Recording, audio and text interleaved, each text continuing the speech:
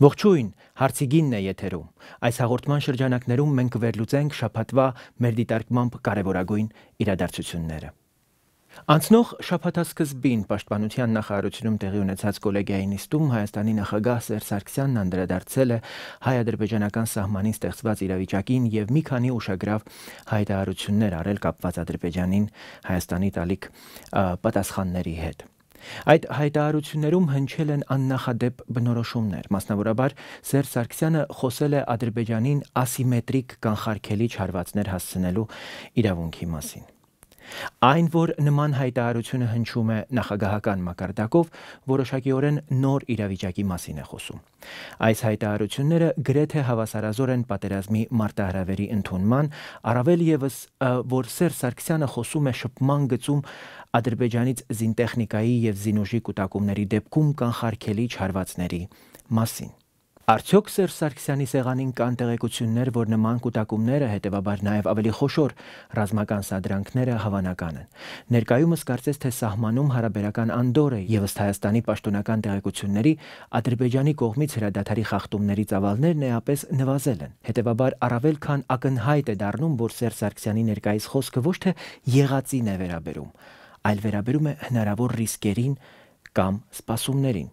Սրան զուգահեռ Սերժ Սարգսյանի հայտարարություններն անկասկած պարունակում են նաև ներքին շերտեր։ Այս իմաստով 2015 թվականը լինելու է բավական բարդ տարի, նկատի ունենալով եւ սահմանադրական փոփոխությունների խնդիրը, եւ նաև սոցիալ-տնտեսական հսկայական ռիսկերը, որոնք լի են լարվածության բազմապատկման պոտենցիալով։ Այս իմաստով եւ լավի եւ վատի մասին Սերժ Սարգսյանի հայտարարությունները անշուշտ ուղղված են նաեւ դեպի ներս։ Վերջին հաշվով պետք չէ մոռանալ, որ մի քանի օր առաջ հերթական հարցազրույցն էր տարածել Սերժ Սարգսյանի առայժմ գլխավոր մրցակիցը Ռոբերտ Քոչարյանը։ Սերժ Սարգսյանի այս ելույթը իր մեջ պարունակում է նաև անուղղակի, սակայն անշուշտ որոշակի պատասխան Ռոբերտ Քոչարյանի այդ հարցազրույցին, թե ինչքանով ազդեցիկ կլինեն այս խոսքերը արտաքին եւ ներքին հասցեատերերի համար ցույց կտա ժամանակը։ Այստեղ խնդիրն այն է, թե ինչքանով է Սերժ Սարգսյանի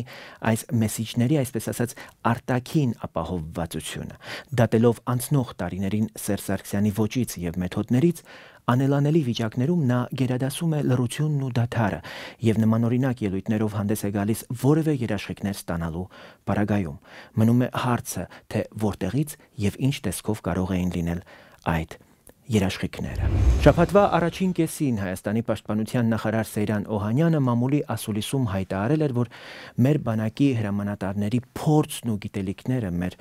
զինծառայողների պատրաստվածությունը ամեն օր հաղթանակ են պարտադրում մեր ազգին ու ժողովրդին։ Անշուշտ ասված է իրավացի, եւ մենք այդ ամենին ականատես ենք լինում սահմանային լարվածության ժամանակաշրջանում մեր զինված ուժերի հստակ եւ արդյունավետ գործողությունների շնորհիվ, ապահովվող անվտանգության տեսքով, ցավոք նաեւ զինծառայողներից ոմանց կյանքի գնով։ Սակայն երբ մենք խոսում ենք հաղթանակի մասին, ապա պարտավոր ենք հենց այդ նույն անվտանգության նկատառումներից ելնելով ընկալել, պատկերացնել այդ հաղթանակը ողջ ընդգրկմամբ։ Իսկ 21-րդ դարում չեն կարող լինել միայն ռազմական հաղթանակներ։ 21-րդ դարում ռազմական հաղթանակները նույնիսկ ինչ-որ ընդհանուր ու մեծ հաղթանակի սկիզբ չեն կարող լինել, եթե չեն ուղեկցվում տնտեսական, քաղաքական, մշակութային, մի խոսքով քաղաքակրթական հաղթանակներով։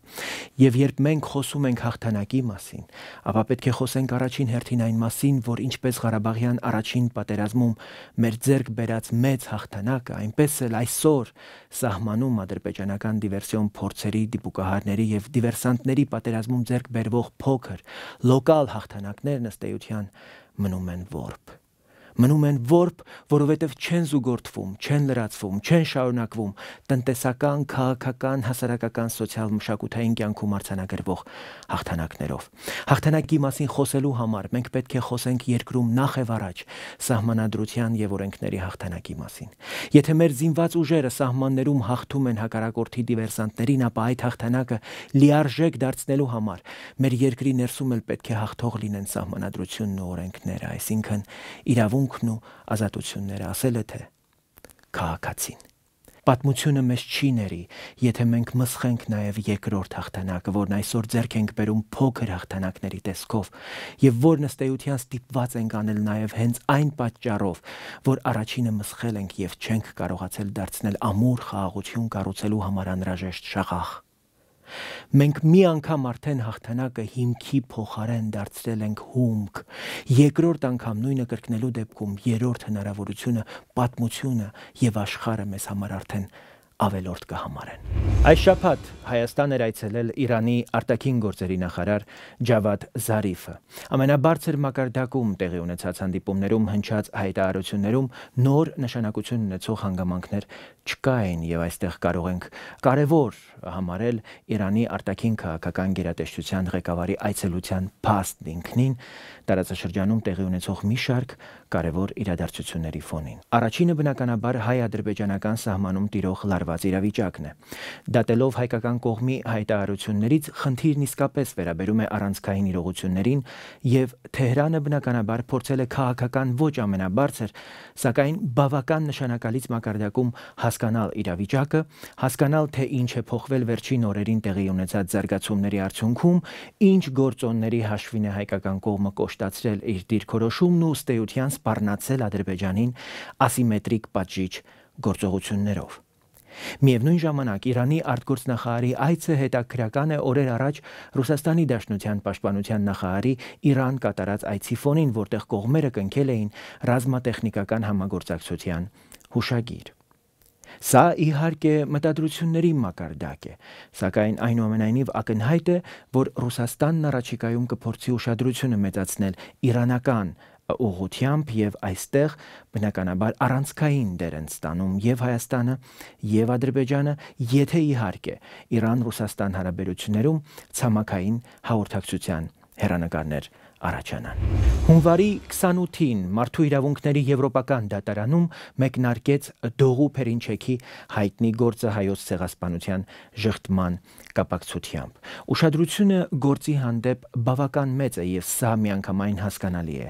Հայոց ցեղասպանության ժխտման իրավական հետապնդման հարցն ըստ էության դուրս է գալիս առանձին վերցրած մի երկրի սահմաններից եւ դառնում համաեվրոպական դատական ատյանի հարց եւ այստեղ դատավճիռը անկասկած շատ մեծ ազդեցություն է ունենալու հարցի հետագա ընկալման առումով առնվազն ամբողջ եվրոպական հանրության համար, եթե ոչ ամբողջ աշխարհի։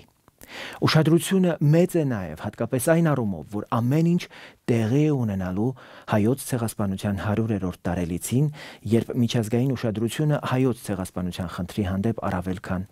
մեծ է։ Ինչ խոսք, չենք կարող ասել, որ Մարդու իրավունքների եվրոպական դատարանի այս կամ այն դատավճիռը ճակատագրական նշանակություն կունենա Հայոց ցեղասպանության միջազգային ճանաչման գործընթացի կամ դրա արգելակման տեսանկյունից, սակայն որ դատավճիռը Շվեյցարիայի կառավարության օգտին լինելու պարագայում այն կարող է դառնալ շղթայական ռեակցիայի նախադրյալ,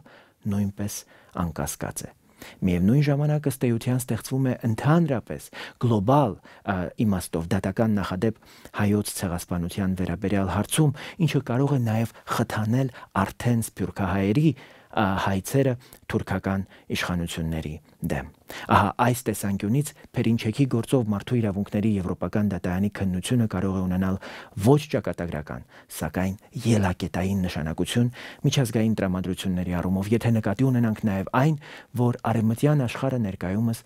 մեղմ ասած այնքան էլ լավ հարաբերությունների մեջ չէ Թուրքիայի հետ։ Հունվարի 29-ին Կոտայքի մարզի ընդհանուր իրավասության դատարանում հնչեց հայտնի դերասան Վարդան Պետրոսյանի գործով դատավճիռը։ Ինչպես հայտնի է, դերասանի մասնակցությամբ տեղի ունեցավ ողբերգական ավտովթար 2013 թվականի հոկտեմբերին, որի հետևանքով զոհվեցին 2 անչափահաս տղաներ, եղան մի քանի ծանր վիրավորներ, այդ թվում եւ ինքը Վարդան Պետրոսյանը։ Վարդան Պետրոսյանին դատապարտեցին 5 տարվա ազատազրկման, չնայած մեղադրող դատախազը պահանջել էր 6.5 տարի։ Ավելորդ է ասել, որ դատավճռի այսպես ասած արդարացիությունը չի ունենալու հասարակական լեգիտիմություն, քանի որ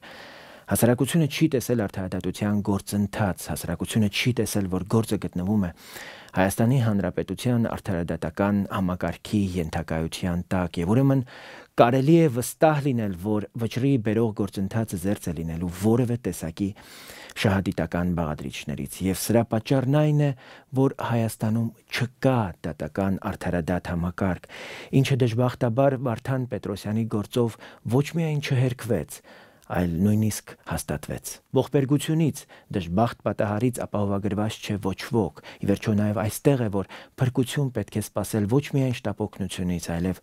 դատական համակարգից, որպեսզի դժբախտ պատահարն ու հանցագործությունը չնույնականացվեն։ Իսկ Վարդան Պետրոսյանին իրականում վերաբերվեցին որպես հանցագործի, այդպիսով ողբերգությունը վերածելով շոուի, այդպիսով առաջ բերելով անհարկի լարվածություն եւ տուժողների մեջ եւ հասարակության մի զգալի մասի ու տուժողների միջև։ Այն դեպքում, երբ հանրությունն ընդամենը արդարադատություն եւ կատարվածի պատկերի բացահայտում էր ակնկալում, ոչ թե փորձում էր, այսպես ասած, ազատել Վարդան Պետրոսյանին պատասխանատվությունից։ Իրականում մարդկային ողբերգության շուրջ ծավալված այս զարգացումները մեզ բոլորիս հերթական անգամից ցույց դրեցին այն պետական ողբերգությունը, որում գտնվում ենք։ Գտնվում ենք արդարադատության համակարգի լիակատար բացակայության արդյունքում, գտնվում ենք պետականությունը մարդկային գիտակցության ենթարկելու փոխարեն բնազդներին գերի դարձած լինելու արդյունքում։ Նույն օրը հունվարի 29-ին Երևանում Ծիծեռնակաբերդում Եղեռնի զոհերի հուշահամալիրում հրապարակվել է Հայոց ցեղասպանության 100-րդ տարելիցի համահայկական հռչակագիրը։ Այն հրապարակվել է Հայաստանի, այսպես ասած, իշխանական ողջ վերնախավի ներկայությամբ։ Ներկա են եղել նաև բազմաթիվ այլ գործիչներ, հյուրեր Սփյուռքից 100-րդ տարելիցի պետական հանձնաժողովի անդամներ։ Հռչակագիրն ըստ էության պարունակում է հայտնի բովանդակություն, որին այս կամ այն կերպ մենք նաև մեր նախորդ ծերունդները Հայաստանում եւ Սփյուռքում առնչվել ենք անցնող տասնամյակների ընթացքում։ Եթե անկեղծ լինենք, ապա հռչակագիրն ըստ էության չի կազմում աշխարհին ուղղված որևէ հստակ ուղերձ, որը կվկայեր Հայաստանի որևէ որոշման մասին, նոր որևէ քայլի մասին։ Իսկ եթե չկա նման ուղերձ, ապա հռչակագրի իմաստն ըստ էության վերածվում է սոսկ արարողակարգի։ Հունվարի 29-ին էլ նույն օրը Ֆրանսիայի նախագահ Ֆրանսուଆ Օլանդը Փարիզում մասնակցելով հայ համայնքի կազմակերպած միջոցառմանը հայտարարել էր, որ 2015 թվականին կլինեն հայոց ցեղասպանության ճանաչման նոր ժեստեր։ Մտածել, որ աշխարհն ինչ-որ նոր զարգացումների համար սպասում էր նման կլոր տարելիցի, միամտություն կլինի։ Իհարկե, շատ հետաքրքրական կլիներ, եթե Ֆրանսուଆ Օլանդը նաև մանրամասներ, թե ինչով է պայմանավորված իր այդ համոզումը, ավելի կոնկրետ եւ առարկայորեն, եւ նաև թե մասնավորապես ինչ ուղղությամբ են սպասումները եւ կամ համոզումները։ Սակայն ինքնին հասկանալի է, որ Օլանդի հայտարարությունն առանց այդ էլ բավական շատ բան է նշանակում եւ մանրամասներն արդեն կլինեն ճոխություն։ Մնում է կռահել կամ ենթադրությունների մակարդակով փորձել հասկանալ, թե ինչ նոր զարգացումներ կարող են տեղի ունենալ հայոց ցեղասպանության ճանաչման գործընթացում։ Եթե նման համոզում հնչեցվել է Ֆրանսիայի նախագահի շուրթերից, ապա առաջինն իհարկե պետք է դիտարկել Ֆրանսիան, իսկ Փարիզն այստեղ անելիք իհարկե ունի։ Կարող ենք ենթադրել, որ Փարիզն ինքը առաջին քայլը կանի նոր զարգացումների ուղղությամբ եւ 2015-ին հայոց ցեղասպանության շղթումը քրեականացնող օրենքը կընդունվի եւ կմտնի ուժի մեջ։ Եվ սա միայն բարոյական հարց չէ, այլ քաղաքական կարևոր գործոն միջազգային հարաբերություններում, այդ թվում բնականաբար Հայաստանի համար։ Իհարկե, հաջորդ կարևորագույն ուղղությունը Միացյալ Նահանգներն է, որտեղ տասնամյակներ շարունակ ակտիվ հայկական լոբինգի պայմաններում արդյունքներն այդուամենայնիվ շատ համեստ են։ Միևնույն ժամանակ մենք պետություն առ պետություն դիտարկելով հանդերձ պետք է հասկանանք ընդհանուր աշխարհաքաղաքական կոնտեքստը։ Այս իմաստով է, որ նոր զարգացումների հավանականություն իսկապես կա։ Դրանք կլինեն Ֆրանսիայում, Միացյալ Նահանգներում, Մեծ Բրիտանիայում, թե այլուր, արդեն ժամանակի հարց է եւ գործոններն այստեղ մանրանում են։ Խնդիրն այն է, որ եթե Արևմուտքի եւ Ռուսաստանի դիմակայությունը շարունակում է սրվել, իսկ առնվազն 2015 թվականի համար նման սրացման ոչ միայն պահպանման, այլև առավել մեծ լարվածության հավանականություն կա, ապա Թուրքիան կկանգնի առավել դժվարին խնդրի առաջ եւ Արևմուտքը անպայմանորեն կպահանջի Անկարայից կողմնորոշվել ավելի հստակ։ Իսկ այս հարցում իհարկե հայկական հարցը լինելու է առանցքային լծակներից մեկը։ Եվ սա է նաև, որ արկա իրավիճակում առաջացնում է ճանաչման նոր գործընթացի հավանականությունը, ինչը սակայն չի նշանակում ինքնաբերաբար, որ ամեն ինչ կսկսվի եւ կավարտվի հենց 2015 թվականին, որտեղ եթե խնդիրը պայմանավորվում է ոչ թե հոբելյաններով կամ տարելիցներով, այլ քաղաքական ու աշխարհաքաղաքական շահերով, ապա դրանց ներկայիս հարաբերակցությունը պահպանվելու դեպքում կարող ենք ասել, որ հայկական հարցի այսպես ասած հրատապությունը կպահպանվի այնքան, ինչքան կպահպանվի Արևմուտք-Ռուսաստան դիմակայությունը։ Սրանով հանդերձ այս իրավիճակը միաժամանակ առաջ է բերում նաև էական ռիսկեր կապված Արևմուտք-Ռուսաստան դիմակայության պայմաններում Թուրքիայի հետ դաշնակցելու Ռուսաստանի ձգտման հետ, որովհետև այստեղ եւս հայկական հարցը գալիս է առաջնային պլան եւ կասկած չկա, որ Թուրքիան դաշնակցելու առաջին պայմանների շարքում դիտարկելու է հայկական հարցը լրացնելու համար Հայաստանի վրա Ռուսաստանի ազդեցության գործածումը, ընդ որում ոչ միայն Հայաստանի, այլև հայկական սփյուռքի վրա ունեցած Ռուսաստանի ազդեցության, քանի որ այդ ազդեցությունն էապես պակաս չէ, քան Հայաստանի վրա եղածը։ Այլ կերպ ասած, արկա իրավիճակը, եթե մի կողմից մեծացնում է ճանաչման ուղղությամբ նոր զարգացումների հավանականությունը, մյուս կողմից բավական շոշափելի է նաև հավանականությունը, որ ռուս-թուրքական մերձեցման գին Թուրքիան կարող է գոնե 2015 թվականի համար սահմանել հայկական հարցի լրացման գործում Ռուսաստանի ունեցած հնարավորությունների ու կարելիությունների կիրառումը։ Այս իրավիճակը ակնառու է դարձնում մի բան, որ 2015 թվականին հայկական հարցի արծարծման արդյունավետությունը պայմանավորված կլինի Հայաստանի եւ համայն հայության որակներից եւ իհարկե կամքից։ Հայաստանի եւ հայկական հարցի գլոբալ աշխարհաքաղաքական կոնտեքստում դիտարկելուց հետո տեղափոխվենք Երևան, ուր երեկ Հովիկ Աբրահամյանը հայտարարել է, որ աշխարհում ընթանում է տնտեսական պատերազմ եւ Հայաստանի տնտեսությունը պետք է պատրաստ լինի տարբեր զարգացումների։ Դատելով Հովիկ Աբրահամյանի կառավարության վարած տնտեսական քաղաքականությունից, աշխարհում ընթացող տնտեսական պատերազմին Հովիկ Աբրահամյանը Հայաստանը պատրաստ է պահում երկրի ներսում հայտարարած տնտեսական պատերազմով ընդդեմ փոքր ու միջին բիզնեսի եւ անհատ ձեռներեցների։ Առևտրականներն այս շաբաթ շարունակում էին բողոքել շրջանառության մասին նոր օրենքում պարտադիր փաստաթղթավորման պահանջի դեմ, որ կառավարությունը նրանց ներկայացնում է խոշորներից ապրանք գնելու դեպքում շրջանառության հարկը 3.5%-ից 1%-ի հասցնելու դիմաց։ Իրականում փոքր միջին ձեռնարկություններին արվող այսպես ասած նպաստավոր ժեստի տակ քողարկված է նրանց համար առաջ եկող բարդությունների մի ողջ կծիկ։ Սա է համաշխարհային տնտեսական պատերազմին Հայաստանի տնտեսությունը պատրաստելու Հովիկ Աբրահամյանի բանաձևը։ Այլ բանաձև սպասելը միամտություն էլ կլիներ, քանի որ Աբրահամյանն ու նրա ընտանիքը Հայաստանում խոշոր կապիտալի կրողներ են, եւ բնականաբար պաշտոնական լծակները պետք է գործի դրվեն հենց խոշոր կապիտալի դիրքերն ամրացնելու համար։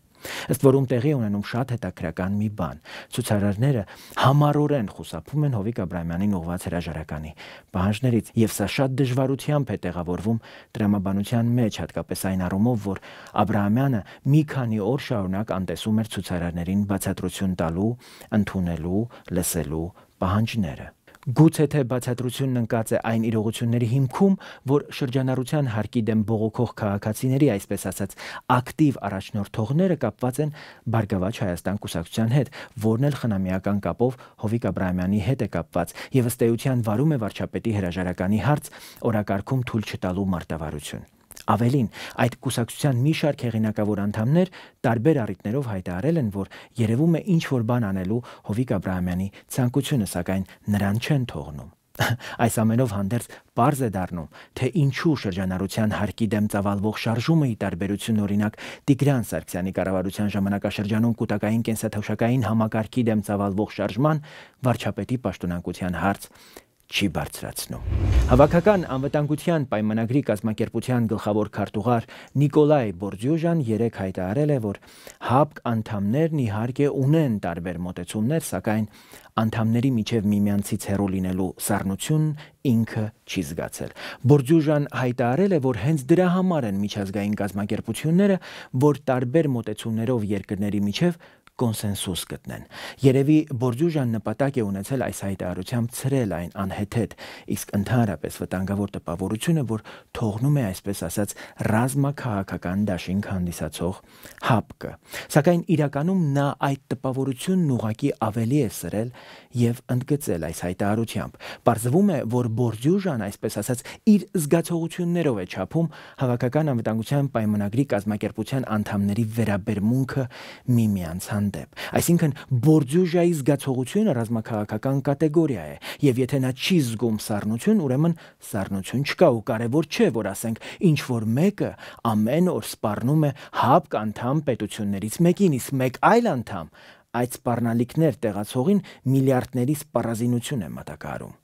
Հասկանալի է, որ խոսքը Հայաստանին սպառնացող Ադրբեջանի եւ նրան սպառազինող Ռուսաստանի մասին է, բայց քանի որ Բորդյուժան ոչ մի վատ բան չի զգում, ապա ամեն ինչ բնականաբար նորմալ է։ Իսկ միգուցե Բորդյուժան իր զգացողությունները թարմացնելու համար գա եւ այսպես ասած ՀԱՊԿ պաշտպանության սահմաններից մեկում մի քանի օր անցկացնի, ասենք Տավուշի մարզի Չինարիում կամ Բերքաբերում, որտեղից անցնում է ՀԱՊԿ-ի սահմանը եւ որտեղ ադրբեջանցիները պարբերաբար կրակ են թափում իբր ՀԱՊԿ պաշտպանական հովանոցի տակ գտնվող բնակչության վրա։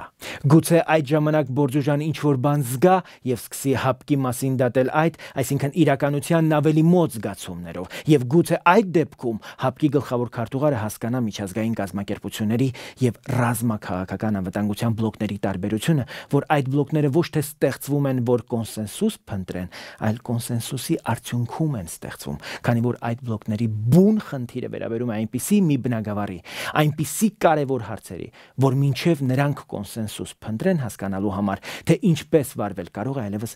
որևէ կերպ վարվելու կարիք չլինի եւ այդ անդամը, որին պատրաստվում էին պաշտպանել եւ շտապում էին կոնսենսուսի գալ, այլևս այդ պաշտպանության կարիքը չունի, այլ վերականգնվելու կարիք ունի։ Իսկ եթե լուրջ, լավ կլիներ, որպեսզի Բորդյուժայի զգացմունքներով եւ պատկերացումներով առաջնորդվող ՀԱՊԿ-ը ռազմաքաղաքական բլոկից վերածվեր շինարարական կազմակերպության։